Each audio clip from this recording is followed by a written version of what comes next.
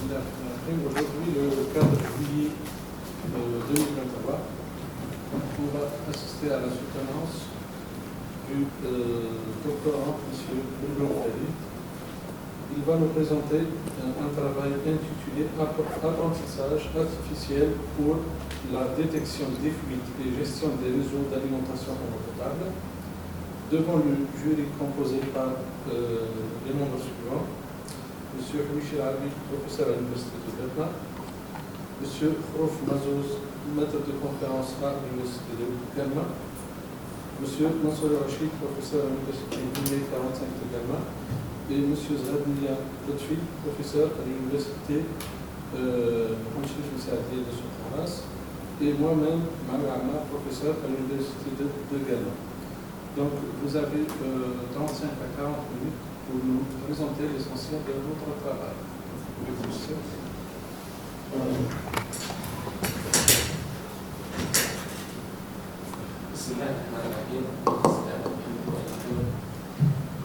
Merci, Monsieur le Président, pour m'avoir donné la parole. Monsieur le membre du jury, de notre assistance, bonjour.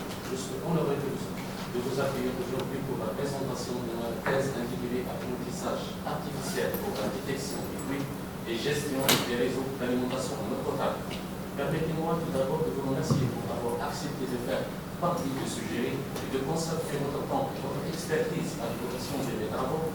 Je sais que chacun d'entre vous possède une grande expérience et une compétence reconnue dans votre domaine de recherche. Je suis ravi d'avoir l'opportunité de bénéficier de vos commentaires et de vos suggestions. Je vous remercie encore une fois pour votre présence et votre attention. Je suis prêt à répondre à vos questions à l'issue de ma présentation. Je vais maintenant vous présenter le plan de présentation qui se compose de 6 points clés. Tout d'abord, je commencerai par une introduction générale pour exposer le contexte de ma recherche et des objectifs. Ensuite, dans un deuxième point, j'analyserai le concept de sécurisation des réseaux d'alimentation en eau potable et ses finalités en mettant en évidence les différentes méthodes utilisées à cet effet.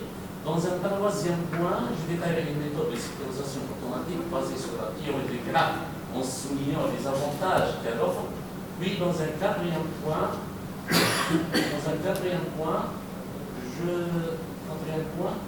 je détaillerai une méthode de diagnostic. Je présenterai ma contribution à la recherche en réalisant une analyse comparative des méthodes de clustering appliquées au réseau d'alimentation. Dans un cinquième point, je détaillerai une méthode de diagnostic de défaillance utilisant des supports vecteurs machine SVM en expliquant les étapes de cette méthode et en partageant les résultats obtenus. Enfin, je conclurai ma présentation par une conclusion générale où je récapitulerai les résultats de mes recherches et les mettre en évidence les contributions que j'ai apportées pour améliorer mon domaine de recherche. Nous allons maintenant commencer par une introduction des choses générales. L'eau est une ressource précieuse, mais sa disponibilité devenue en raison de la pollution et de la croissance démographique. Les réseaux d'alimentation dans le potable jouent un rôle crucial dans le transport de l'eau des sources vers les consommateurs en veillant à maintenir sa qualité et sa continuité. Les fuites sont un problème fréquent dans les réseaux d'eau potable entraînant des pertes financières et une dégradation de la qualité de l'eau. La sécurisation est proposée comme solution pour résoudre ce problème. Elle consiste à diviser les réseaux en secteurs plus petits, ce qui permet de localiser et de gérer efficacement les fuites. La sécurisation des réseaux est une approche complexe qui nécessite l'utilisation des méthodes avancées d'analyse et de modélisation telles que l'intelligence artificielle et l'apprentissage automatique pour lutter efficacement contre les fuites. Les travaux de Liu et Al et d'Enal ont été reproduits et évalués dans différents réseaux pour étudier leur applicabilité et leur potentiel d'optimisation des performances. Une étude comparative des algorithmes PAN, Hiérarchical et Diara a été réalisée en utilisant des indicateurs de qualité pertinents pour détecter et localiser les fuites. L'utilisation de la méthode SVM a été suggérée pour analyser les données de capteurs de pression et de débit. En conclusion, cette étude met en évidence l'importance capitale d'une gestion efficace des réseaux d'eau potable en accordant une attention particulière à la sécurisation, à l'utilisation des techniques avancées, notamment l'apprentissage automatique et les machines à vecteurs de support SVM, Ces approches permettent d'optimiser la détection des fluides et d'améliorer la gestion globale du réseau, assurant ainsi la disponibilité et la qualité de l'eau potable pour les consommateurs. Cette recherche souligne l'importance de mettre en œuvre des solutions innovantes pour garantir un approvisionnement en eau potable fiable et durable. Dans cette section, nous allons procéder à une analyse approfondie du concept de sectorisation et ses objectifs. La gestion des réseaux d'eau potable est un défi complexe qui nécessite des investissements et une planification stratégique pour résoudre les problèmes liés aux fluides, à la qualité de l'eau, à la maintenance des infrastructures et à la sécurité d'approvisionnement en eau potable. Pour améliorer la gestion des pertes d'eau, la sectorisation des réseaux de distribution d'eau en zones distinctes et réglementées, utilisant les suivants du bilan hydrique pour détecter les dysfonctionnements. Les méthodes traditionnelles de sectorisation qui se basent sur des essais et des erreurs se sont révélées peu optimales même pour les petits réseaux. Il existe plusieurs approches de sectorisation. Chacune offre des formes de découpage différentes, mais les avancées récentes dans les techniques numériques et l'intelligence artificielle offrent des solutions automatiques. L'utilisation des techniques numériques et l'intelligence artificielle dans la gestion des réseaux d'eau potable présente des avantages importants en termes de précision, de rapidité et de réduction des coûts, contribuant ainsi à une meilleure gestion des ressources hydriques.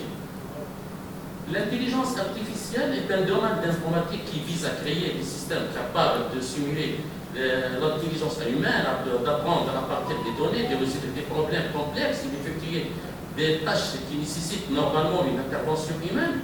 L'apprentissage automatique est une sous-branche de l'intelligence artificielle qui se concentre sur le développement des techniques et d'algorithmes permettant aux ordinateurs d'apprendre à partir des données. Les types d'apprentissage automatique peuvent être classés en 3 types principaux: l'apprentissage supervisé, l'apprentissage non supervisé et l'apprentissage semi-supervisé. Les algorithmes de classification supervisée font partie de l'apprentissage supervisé. Ils sont utilisés pour classer des données en catégories prédéfinies. Certains exemples d'algorithmes de classification supervisée sont les réseaux neuronales, les arbres de décision, la machine à vecteur SVM et les algorithmes de régression supervisés. Explorons maintenant la sectorisation automatique des réseaux d'AOP en fonction de la théorie de graphe. La théorie de graphe étudie la relation entre les objets discrets, les nœuds au sommet, à l'aide des connexions appelées arêtes ou liens. Elle offre des outils pour modéliser et résoudre les problèmes liés aux relations et connexions entre les objets. Le clustering ou la détection des communautés consiste à regrouper automatiquement des éléments similaires en cluster ou en communauté. Cela permet de comprendre la structure et le fonctionnement des réseaux et des données. Les méthodes de clustering peuvent être hiérarchiques ou basées sur le partitionnement. Les méthodes hiérarchiques construisent des clusters en répartissant les éléments de manière ascendante ou descendante, tandis que les méthodes de partition attribuant chaque élément à un seul cluster. Ces approches sont utilisées pour définir automatiquement des grilles au sein des données, sont largement utilisées dans les différents domaines de recherche et d'ingénierie. Les réseaux d'études, nous allons étudier premièrement A, c'est le réseau XNet. Il s'agit d'un réseau de distribution d'eau alimentant une population de 400 000 habitants. Ce réseau comprend 2416 conduites et 1891 nœuds. Les réservoirs sur le sont utilisés pour approvisionner l'ensemble des réseaux. Les réseaux B, c'est les réseaux CETA. Les réseaux de distribution de CETA, c'est un modèle de référence classique utilisé pour l'analyse. Il représente un réseau de taille moyenne avec 429 conduites et 388 nœuds. Le réseau C, c'est le réseau d'éléments. Il s'agit d'une ville algérienne avec une population de 14 000 habitants. Le réseau d'eau potable de cette ville est composé de 621 nœuds et de 630 tronçons. Ces différents réseaux de distribution d'eau sont étudiés dans le cadre de la recherche et d'analyse spécifique afin de comprendre leur fonctionnement, leur efficacité et de proposer des améliorations éventuelles. Dans cette partie, nous allons explorer les études réalisées par Liu al ainsi que celles de Denardo et al. Des études réalisées par Liu et al et Denardo et al ont été reproduites afin de développer une compréhension approfondie des méthodes de sectorisation et de les appliquer à une variété de réseaux de potable pour évaluer leur applicabilité. En exécutant ces méthodes sur différents réseaux, des évaluations ont été réalisées pour mesurer leur performance, leur efficacité et leur adaptabilité dans divers contextes. Dans cette section, nous allons explorer une partie de l'étude de sécurisation réalisée par l'URL en 2018 en se concentrant sur les algorithmes FastGrid et Whitecloud. FastGrid est la méthode basée sur la modularité.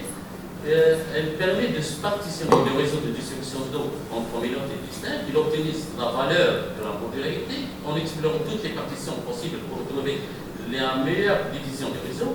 La modularité est une mesure qui évalue la qualité d'une partition en comparant le nombre réel de liens entre les nœuds d'une même communauté avec ceux attendus dans un réseau aléatoire. Une valeur de modularité élevée indique une bonne division des réseaux en communautés distinctes.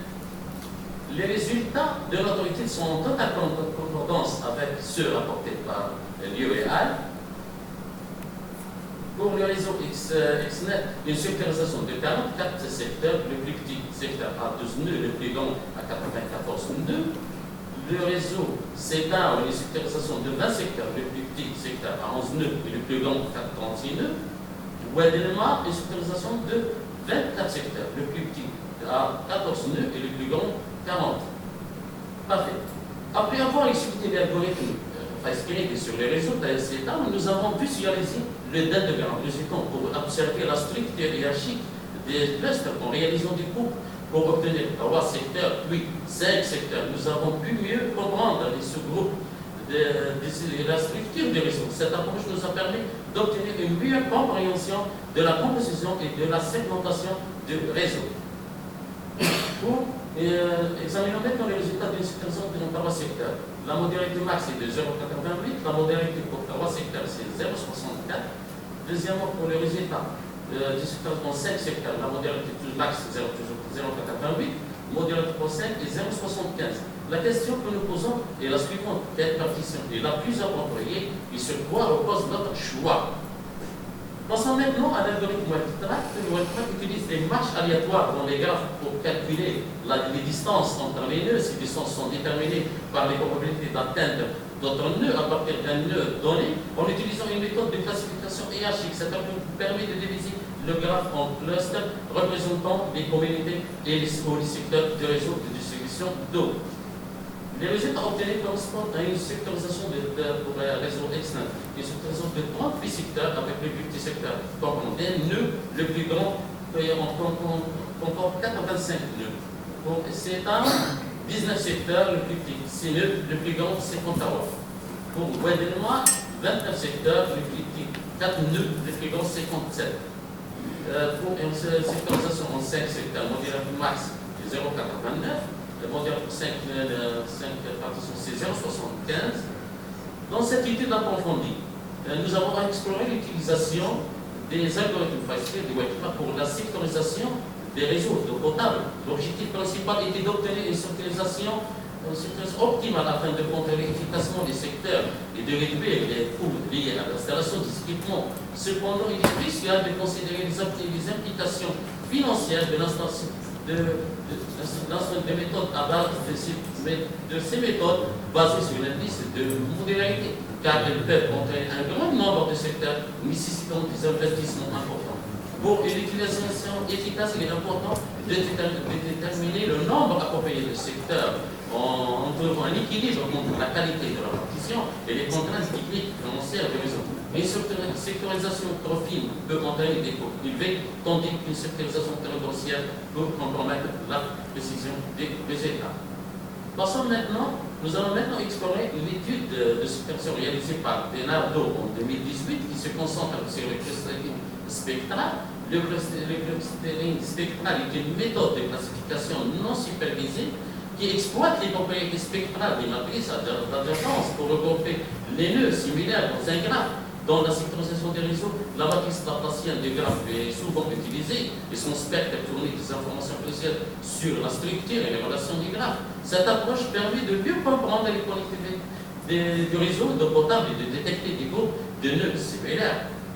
Une fois que la matrice laplacienne d'adjacence est construite, et la matrice laplacienne et calculer les étapes suivantes sont généralement construites pour effectuer la sécurisation d'un réseau à l'aide de l'algorithme de clustering.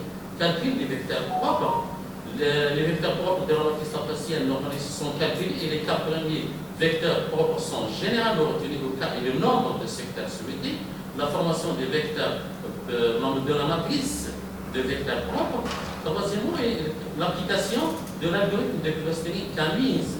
Cet algorithme vise à partitionner les données en 4 clusters secteurs en minimisant la somme des distances entre les points et les centroïdes respectifs. Il est important de noter que le choix de cas, c'est-à-dire le nombre de secteurs peut être déterminé à l'aide de la méthode heuristique de Legendar. Cette méthode cherche à maximiser la différence entre les valeurs propres consécutives pour obtenir une structure de clustering optimale. Les résultats obtenus dans l'étude sont en totale concordance avec ceux remportés par Denardo. Pour le réseau XNet, une sectorisation de 10 secteurs, le plus petit secteur à 34 nœuds, le plus grand 468 nœuds.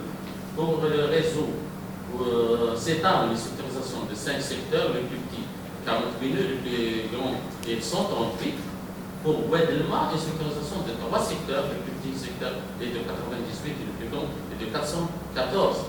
Dans cette étude, les techniques spectrales de graphes sont explorées en tant qu'approche pour la gestion des réseaux d'eau potable. Ces techniques présentent des avantages majeurs tels que l'utilisation exclusive d'informations topologiques et géométriques des réseaux sans nécessité de données hydrauliques spécifiques. Cette approche est pertinente pour résoudre les problématiques courantes auxquelles les gestionnaires des réseaux d'eau potable font face. De plus, les outils basés sur les techniques spectrales des graphes sont applicables à tout type de réseau de distribution, offrant ainsi une solution adaptable à différentes situations. L'utilisation de la méthode heuristique de Legendar permet une détermination efficace du nombre optimal de secteurs lors de la sectorisation, et ces techniques peuvent être aisément adaptées pour répondre aux besoins spécifiques des réseaux d'eau potable.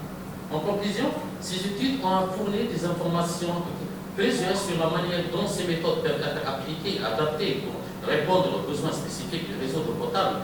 Les résultats obtenus ont permis de mieux comprendre les avantages et les limites de chaque méthode, aidant ainsi les praticiens et les décideurs à choisir la méthode la plus appropriée en fonction des caractéristiques et les exigences de leur réseau. Dans cette étude, notre contribution consiste à une analyse comparative des méthodes de clustering appliquées au réseau d'AOP. Nous examinerons et évaluons différentes approches de clustering afin de mieux comprendre leur efficacité et leur pertinence pour la sécurisation des réseaux d'alimentation en eau potable. Le but d'une analyse comparative est basé sur plusieurs mesures et de trouver la meilleure méthode en évaluant chaque option sous différents aspects. Cela permet de prendre une décision éclairée et de choisir la méthode qui offre les performances les plus favorables dans l'ensemble des critères considérés. Le clustering, également connu sous le nom d'analyse de regroupement ou de classification non supervisée, est une technique d'exploration des données qui vise à regrouper un ensemble de données en sous-groupes homogènes. Après cluster, le principe général du clustering est de découvrir des structures intrinsèques dont les données sont utilisées d'étiquettes ou de catégories préexistantes. Le processus de clustering implique les étapes suivies pour les données, sélection des caractéristiques, choix de l'algorithme de clustering, impérativement des données, l'application de l'algorithme de clustering. L'algorithme de clustering est appliqué aux données pour former des clusters en fonction des similarités entre les instances. Les mesures de similarité incluent la distance euclidienne, la similarité Oswini ou la distance de Manhattan. Les clustering passons maintenant aux méthodes de clustering. Voici un résumé des principes méthodes de clustering, les méthodes hiérarchiques. On a Agnes, Diana et Archicole. Pour les méthodes de partitionnement, on a Tamise, PAM et Clara. On a aussi les méthodes à base de densité, les méthodes basées sur un modèle. Chaque méthode de clustering a ses avantages et ses limitations, et le choix dépend du type de données, de la nature, des problèmes, des objectifs spécifiques de l'analyse. L'analyse comparative des différentes méthodes de clustering peut être réalisée en évaluant des mesures de performance telles que l'indice de silhouette, l'indice intercluster ou la cohérence entre des clusters. Cela permet de sélectionner la méthode de clustering la plus appropriée pour un problème donné. Les techniques d'évaluation. Dans cette section, l'évaluation de la qualité des clustering est une étape importante dans l'analyse des données regroupées. Voici quelques techniques couramment utilisées pour évaluer la qualité des clustering. Premièrement, on a la validation interne. Ces techniques évaluent la cohérence interne des clusters en utilisant uniquement des informations internes des jeux de données. Les mesures couramment utilisées sont les suivantes: l'indice de connectivité, l'indice de Dean ou le coefficient de silhouette. Pour la validation externe, ces techniques utilisent des informations externes ou des étiquettes de classe préexistantes pour évaluer la qualité du clustering. Les mesures couramment utilisées sont les suivantes: la proportion moyenne de chevauchement APN, la distance moyenne AD, la distance moyenne entre les moyennes ADN, la valeur de mérite fort, et on a aussi la modularité. Ces techniques d'évaluation aident à sélectionner le meilleur modèle de clustering, à comparer différentes méthodes de clustering et à ajuster les paramètres des algorithmes de clustering pour obtenir des résultats optimaux. Les résultats sont pour le réseau XNet.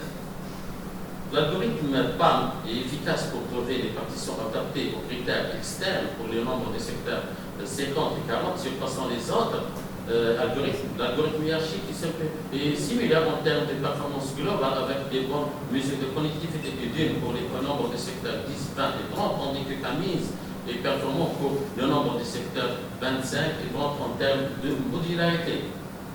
Pour le réseau XNet, c'est là plutôt.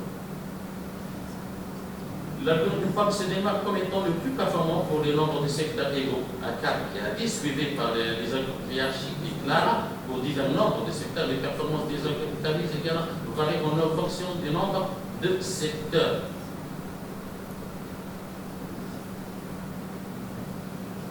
Pour Wedelma, Diana et Camise sont performants pour toutes les mesures de validation externe avec 3 et 8 secteurs. Clara est distingue en termes de stabilité avec AD, ADN et FON pour 4, 6 et 10 secteurs.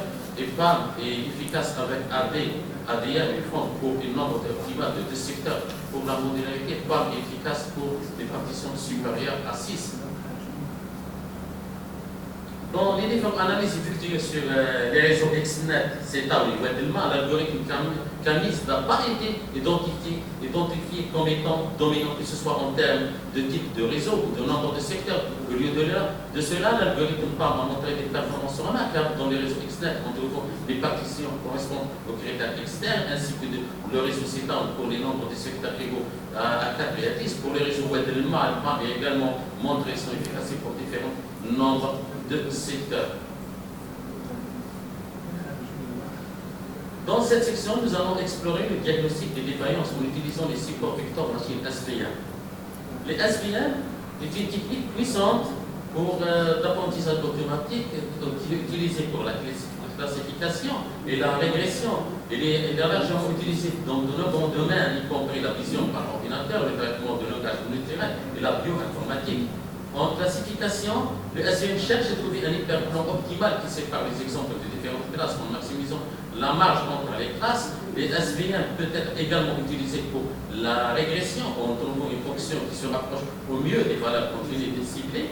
En ce qui concerne la détection des défauts, le SVM peut être utilisé comme une technique de diagnostic entraînant un modèle à distinguer les exemples normaux des exemples anormaux en utilisant des données d'entraînement comportant à la fois des exemples normaux et des exemples anormaux. Le SVM peut apprendre à reconnaître les motifs caractéristiques des défauts. Une fois le modèle formé, il peut être utilisé pour détecter automatiquement et classer les anomalies dans de nouveaux systèmes. Le SVM peut être utilisé pour analyser les données collectées à partir des capteurs installés dans le réseau et détecter les schémas ou des anomalies indiquant la présence d'une fuite. Nous allons utiliser un classificateur SVM pour détecter les fuites dans les réseaux CETAM. Nous avons généré des données de pression du DTP à l'aide des programmes de simulation EPANET en simulant différentes situations de fuite. Voici comment les SVM peuvent être utilisés pour la détection des fuites dans les réseaux d'alimentation en eau potable. La collecte des données, les données collectées les capteurs sont installés à des emplacements stratégiques de réseaux de potable pour collecter les données telles que la pression et les débits. Ces données sont utilisées pour former le modèle, la préparation des données. Les données collectées doivent être préparées pour être utilisées dans le modèle. Cela peut impliquer le nettoyage des données, l'élimination des valeurs aberrantes, la normalisation des délais. L'entraînement du modèle. Les données préparées sont utilisées pour entraîner le modèle. L'objectif est d'apprendre au modèle à distinguer les schémas normaux des schémas qui indiquent la présence d'une fuite. Le modèle est entraîné en lui fourni sur des exemples étiquetés de schémas normaux et de schémas de fuite. La validation du modèle, une fois que le modèle entraîné doit être validé pour évaluer ses performances, cela implique généralement de diviser les données en ensemble d'entraînement et de tests pour puis d'évaluer les performances du modèle sur l'ensemble des tests. Des mesures telles que la présence de la précision, les rappels et la mesure peuvent être utilisées pour évaluer la qualité du modèle. La détection des fuites. Une fois que le modèle SVM a été validé, il peut être utilisé pour la détection des fuites dans les données en temps réel. Les nouvelles données provenant des capteurs sont alimentées dans le modèle qui prédit si une fuite est présente ou non en fonction des schémas observés. Dans cette étape, nous allons nous concentrer sur l'implantation du modèle et sa validation. Nous mettrons en œuvre le modèle SVM pour effectuer des prédictions, évaluant ses performances à l'aide de techniques de validation appropriées pour garantir sa fiabilité et son efficacité. Notre approche consiste à étudier le réseau global de CETAM en divisant celui-ci en 5 secteurs distincts. Des débitmètres et des manomètres ont été installés à la sortie de chaque réservoir et aux limites des secteurs respectifs. Cela nous permet de calculer le bilan hydrique de chaque secteur et de détecter toute variation de pression à l'intérieur de ceux-ci. 2 fuites par secteur ont été sélectionnées de manière arbitraire. Premièrement, le premier test est d'évaluer la capacité de la régression SVM, appelée le coefficient d'émission en cas de fuite d'un nœud spécifique, G324. Un ensemble de données de 300 cas a été généré à l'aide du programme EPANET avec une explosion de pression de 0,5 et un coefficient d'émission variant de 0 à 0,300 par incrément de 0,001. Parmi ces cas, 200 cas sont utilisés pour l'apprentissage et 100 cas sont réservés aux tests sélectionnés de manière aléatoire. Les résultats de la recherche sont excellents avec un erreur carré très proche de 1 et indiquant une excellente capacité du modèle à prédire avec précision les valeurs et coefficients d'émission. Les valeurs de MCE et RMCE et MAE sont toutes très faibles, ce qui démontre une bonne précision du modèle dans ses prédictions avec une faible dépression des erreurs et une différence moyenne absolue minime entre les valeurs réelles et les prédictions. En conclusion, le modèle SVM utilisé dans cette recherche présente une prédiction très satisfaisante de coefficient de collision avec une excellente précision. Le deuxième test est d'utiliser un classificateur SVM pour détecter les fuites dans le réseau CETAM. Nous avons généré des données de pression et de débit en simulant différentes situations de fuite avec le programme EPANET. Le modèle a été entraîné sur un ensemble d'apprentissage de 1000 cas et testé sur un ensemble de tests de 500 cas, incluant les emplacements réels de fuite pour évaluer sa performance. Les résultats de la classification SVM pour détecter les fuites sont les suivants. L'exactitude est de 89,6%, indiquant que le modèle de classification à noyau radial par les SVM a correctement prédit 89,6% des instances, qu'elles soient positives ou négatives. Cela signifie que sur l'ensemble des prédictions, environ 89,6% étaient correctes. L'exactitude est une mesure globale de la performance du modèle et souvent utilisée pour évaluer sa précision globale. Certains nœuds ont montré des performances élevées avec une précision de 1 et une sensibilité de 1, ce qui signifie que toutes les prédictions positives étaient correctes et toutes les variables positives ont été identifiées. Cependant, d'autres nœuds ont montré des performances moins satisfaisantes avec des précisions inférieures à 1 et des sensibilités variables. Par exemple, certains nœuds ont eu une précision de 0,20 et une sensibilité de 0,58. La mesure F1 qui est la moyenne harmonique entre la précision et la sensibilité a été utilisée pour évaluer la performance globale de la classification. Les valeurs de F1 varient de 0,29 à 1, indiquant une gamme de performances allant de faible à excellente. En conclusion, dans ce chapitre, on va présenter une méthode utilisant les machines à vecteurs de support SVM pour détecter et localiser les fluides dans les réseaux de canalisation. Les SVM sont adaptés pour traiter les données de pression et de débit. Les données d'entraînement sont obtenues à partir de simulations réalisées avec le logiciel des planètes. Les résultats montrent que la méthode SVM permet de prédire avec précision la taille des fluides et de localiser les fluides avec une exactitude globale de 89,6%. Certains nœuds présentent des précisions et une sensibilité de 1 et d'obtenir correctement toutes les traits positives. Cependant, d'autres nœuds ont des performances inférieures. La mesure F1 varie de faible à excellente. Cette approche a permis de réduire le nombre de zones à inspecter lors de la recherche de fuite, ce qui est bénéfique en termes d'efficacité pour les gestionnaires des réseaux d'eau potable. En conclusion générale, la gestion des réseaux d'eau potable est essentielle pour garantir un approvisionnement fiable en eau potable. Les fuites dans ces réseaux entraînent des pertes d'eau qui pourraient réduire l'efficacité du système. L'apprentissage automatique, en particulier le clustering, est devenu nécessaire pour sectoriser les réseaux d'eau potable et détecter les anomalies, y compris les fuites. Les machines à vecteurs support SVM sont utilisées pour la détection des fuites dans les réseaux d'eau potable. Les SVM peuvent analyser les données de pression, de débit et d'autres paramètres pour détecter des schémas caractéristiques de fluides, permettant ainsi une localisation précise et des mesures de préparation appropriées. L'utilisation des SVM pour la détection des fuites permet de réduire les pertes d'eau, d'améliorer l'efficacité du système et de réduire les coûts liés à la gestion des réseaux, contribuant ainsi à un approvisionnement en eau potable durable et efficace. Je vous remercie, monsieur Ligeri, pour votre attention. Je suis prêt à répondre à vos questions. Merci.